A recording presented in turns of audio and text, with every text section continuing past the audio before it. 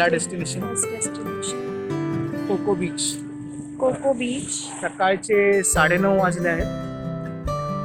आणि बीच खूप शांत आहे. बोट्स खूप जवळ जवळ आहेत. मला वाटतं ह्याला किनारा जास्त नाही आहे, त्यामुळे टुरिस्ट पण जास्त नाही आहे. खूप कमी मोजके शॉप्स वगैरे आहेत. जसे काही शॅक्स वगैरे इथे नाही आहेत, बट खूप चांगलं आहे, सिनिक आहे.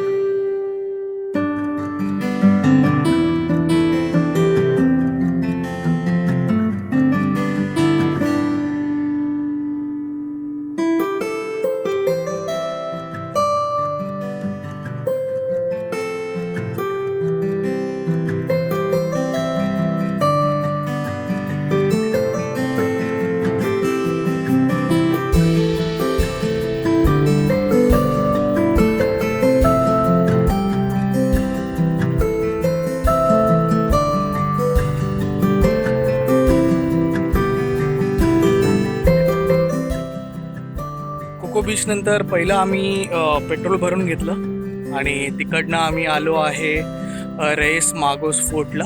काही सुंदर दृश्य जे इकडनं दिसतात ते मी तुम्हाला दाखवतो.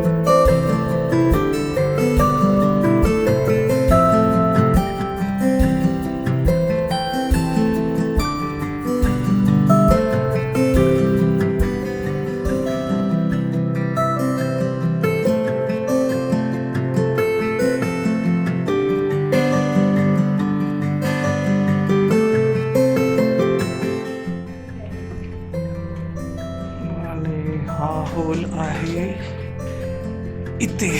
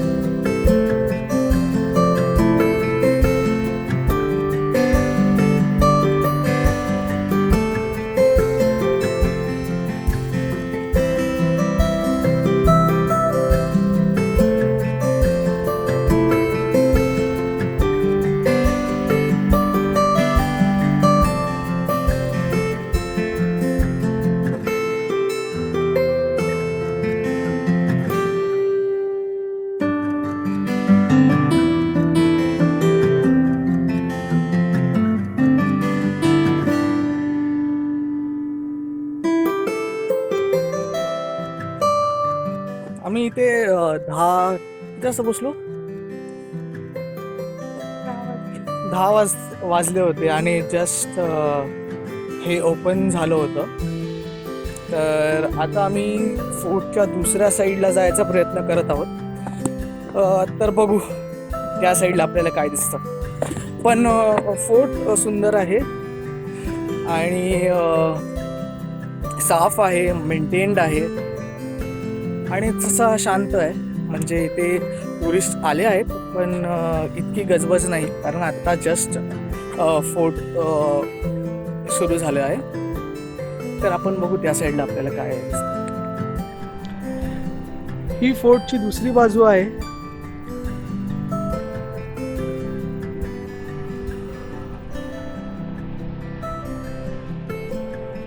फक्त समुद्र दिसणार तुम्हाला, बाकी काही नाही.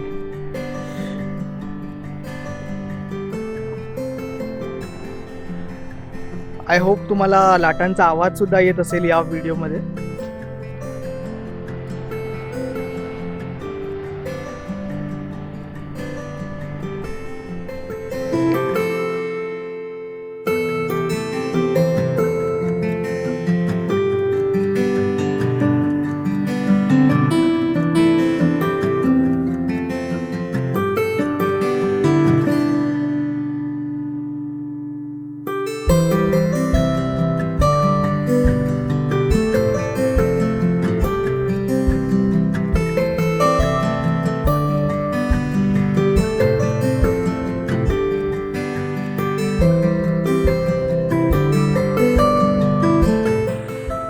हॅलो, आम्ही पोचलेलो आहोत पंजिम चर्च.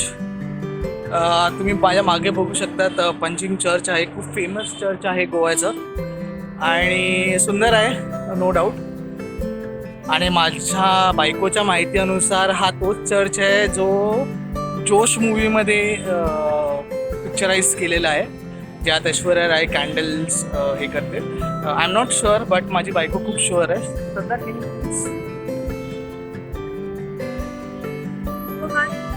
चर्च आहे जिथे ऐश्वर्या राय कॅन्डल लावली. आणि खाली पाहू शकतो आपण झिगझॅग चिड्या आहेत ज्या एका गाण्यामध्ये पिक्चराइज्ड आहेत आणि मी त्याचा व्हिडिओ काढीन नक्कीच. हे तेच चर्च आहे.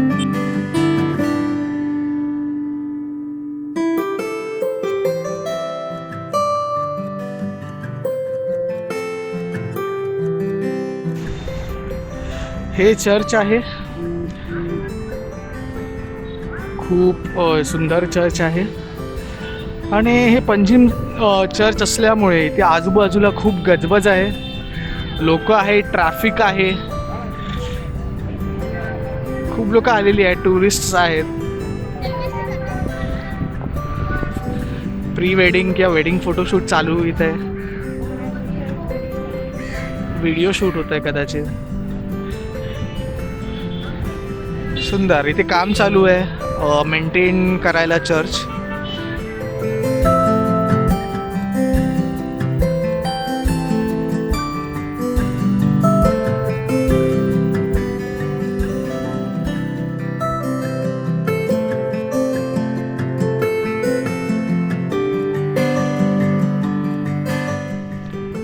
आता आपण पोचलोय church of Cajetan. Church of Cajetan. आणि हे पणजी सिटीपासून थोडं 7-8 किलोमीटरवर. 19 किलोमीटर. अच्छा, 19 किलोमीटरवर आहे. अच्छा. आणि ह्याच्या आसपास आणि एक चर्च आहे जे खूप मोठं आणि फेमस आहे. तर तुम्ही इथे आलात तर तिथे विजिट करू शकता आणि तिथे आलात तर इथे जरूर या. चर्च ओपन आहे टुरिस्टसाठी.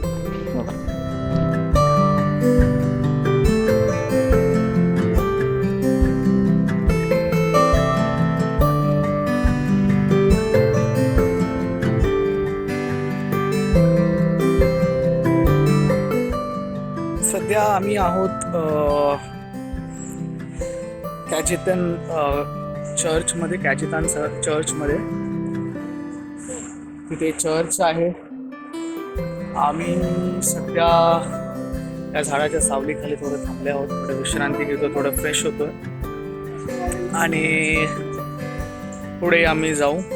आजची जर्नी थोडी लॉंग असणार आहे. साऊथ गोवाला आम्ही जाणार आहोत आणि बघू आता. जेवायचं वेळ तर झालेली आहे, 12:30 झालेले आहेत. आता कुठेतरी मध्ये थांबून जेवण करू आणि मग हॉटेल. हे आहे चर्च आणि हे ओल्ड गोवामध्ये आहे. सेम नॉर्थ गोवामध्ये पण आहे, मॅकिनोलाला जिथे आपण काम केलेलं आहे. बट हे साऊथ गोवाचं चर्च आहे आणि हे खूप फेमस चर्च आहे. बट इकडे खूप आता टर्म्स अँड कंडिशन्स अप्लाइड केलेत. लाईक तुम्ही लगेच येऊ नाही शकत, तुम्ही फोटोज नाही काढू शकत. बट काही वर्षांपूर्वी मी इथे आले होते तेव्हा आतमध्ये भरपूर फोटोज काढले होते आणि काय झालं मध्ये सुद्धा काय काय गोष्टी मिसिंग वाटल्या मला. पूर्वी खूप जास्त त्या सेंट फ्रान्सिस त्यांच्याबद्दल खूप काही लिहिलेलं होतं, तर आता काय एवढं फारसं दिसत नाही. पण ओव्हरऑल हे खूप वेगळं चर्च आहे, पुरं जांभा दगडांनी बनलेलं आहे. आणि आतमध्ये एक मम्मी आहे, सेंट फ्रान्सिस, आणि ती 25 डिसेंबरला कार्निवल असतं तेव्हा बाहेर काढतात, फक्त वर्षातून एकदा. हे आहे चर्च, बघू शकता तुम्ही मागे. आणि गर्दी पण बघा, बॅरिकेटिंग्स बघा, खूप गर्दी आहे.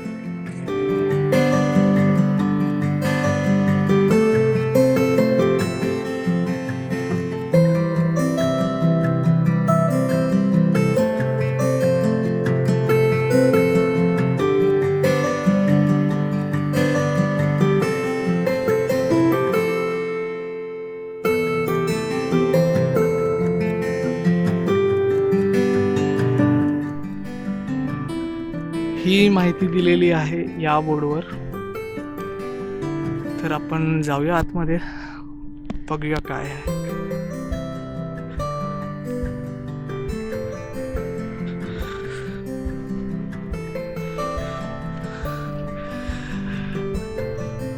सुंदर स्ट्रक्चर आहे.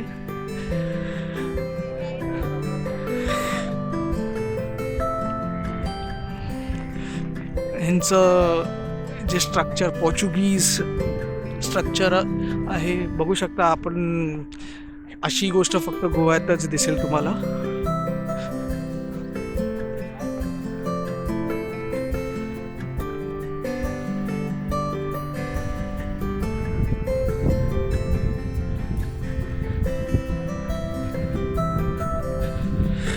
बघू आतमध्ये कॅमेरा अलाउड आहे की नाही.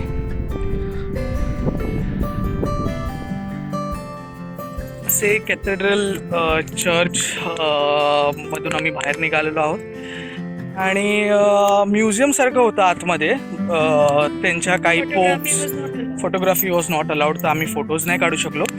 पण इन्फॉर्मेशन अबाउट दर पोप्स अँड कोण हायरार्की काय आहेत, आणि कुठचे प्रीस्ट येऊन गेले आणि कसं काय, तर त्या बाबतीची माहिती आहे. 20 रुपीज आहे पर पर्सन एंट्री चार्ज आहे.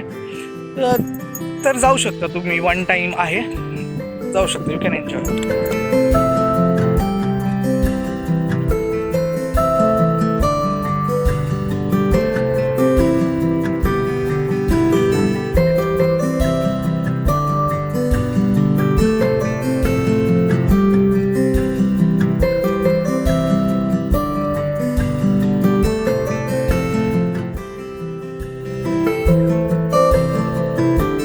बघू शकता टेम्पल क्लोज्ड आहे.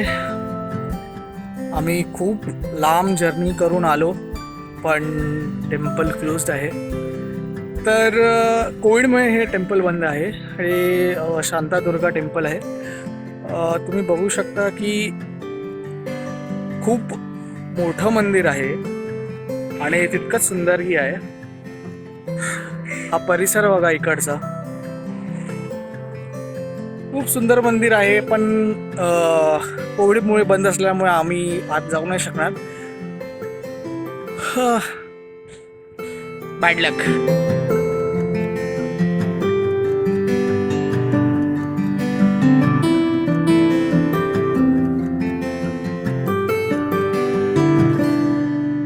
आम्ही मजेस्टिक बीच कम्फर्टला पोचलो आहे. थोडं फ्रेश झालो.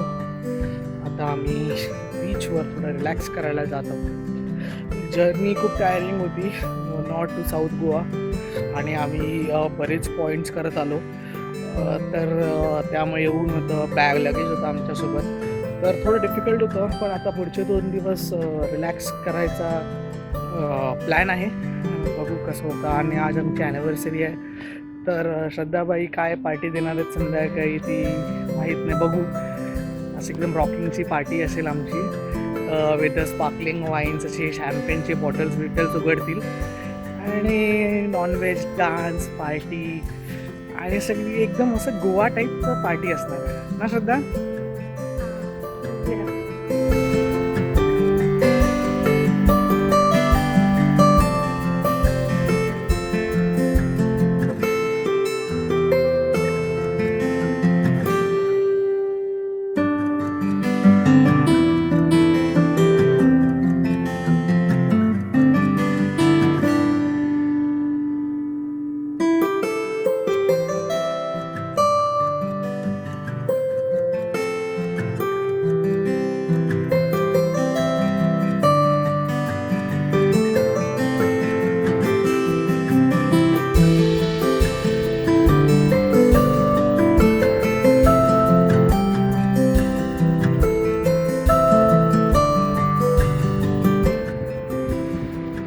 आम्ही आमच्या शॅकवर रिलॅक्स करत आहोत.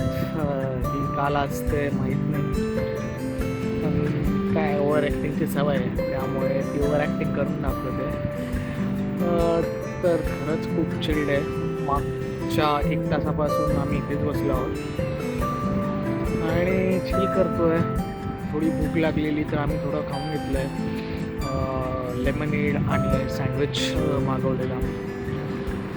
श्रद्धा, तुमको क्या बोलना है? आज तुम्हारा एनिवर्सरी है और तुम इस रिसोर्ट में हो. मस्त रिसॉर्ट आहे, प्रायव्हेट बीच समोर समुद्र दिसतो. दाखवतो मी की कसं दिसतं ते समुद्र.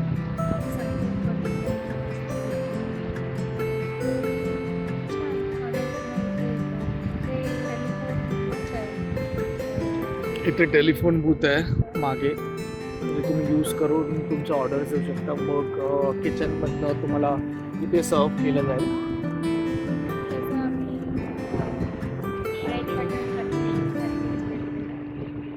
लेमनेड घेतलेलं. अरे एवढं रिलॅक्सिंग आहे इथे, म्हणजे झोप येईल एवढं रिलॅक्सिंग. तुम्हाला दाखवतो बीच ऑलमोस्ट काळोख होत आला आहे, सनसेट झालेला आहे. लोकांची गर्दी पण वाढली आहे. संध्याकाळ जशी होत गेली तशी लोकांची पण गर्दी वाढली आहे. आणि मी तुम्हाला बीच दाखवतो. हे बघा, इतकं सुंदर बीच आहे.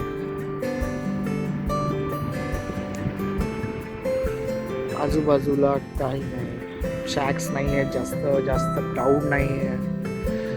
आणि तिथे समोर सनसेट होताना मी पाहिला, एकदम सुंदर. आमची ॲनिव्हर्सरी आहे म्हटल्यावर श्रद्धा काय आहे पार्टी में? गाना बजाना होगा, नाच गाना सब होने वाला है. सो देखते हैं इसकी पार्टी कैसी रहती हो.